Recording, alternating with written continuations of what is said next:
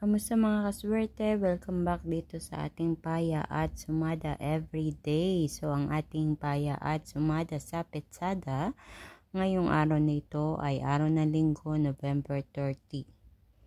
So, ito ang mga numero na pwede nyong tayaan ngayong araw ng linggo. Ang ating mga Paya at Sumada sa Petsada ay via STL mga kaswerte at Lotto na pwedeng tayaan all nations. So, narito ang ating mga rumble numbers: 18, 3, 11, 20, 8, 25, 1, 37, 35, 9, 28. At para naman sa ating butas o repeat na numero mga kaswerte, kinuha ko sa ating rumble numbers yung mga butas or repeat na numero. Kalimitan, iyan din mismo ang tumatama. Kung ano yung butas, siya ang malimit na tumatama. So, nakadepende sa inyo. Kung gusto nyo ring pumili ng numero dyan. So, ang ating mga butas or repeat na numero ay 36, 19, 10 at 2. Para naman sa ating lucky pompiang mga kaswerte, kung hindi pa tumatama ang pompiang dyan sa inyong lugar, pwede nyo subukan ang ating lucky pompiang 10, 10, 2, 2.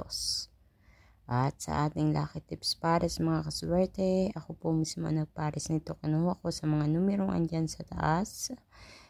It's up to you kung napipiling mo na ang isa sa mga pares na ito ay gusto mong tayaan, sige lang. So, ang ating mga lucky tips pares ay 19, 28, 18, 10, 20, 36, at 19, 8. Ayan. So, mga kaswerte, pakititigan mabuti at pakailan sa mga numerong yan ay yung mga numerong palaging tinatayan, lucky numbers, or special numbers. Naway sa pamamagitan ng mga numerong ito ay mapagkalooban kayo ng kaperahan at kaswertihan. Ayan.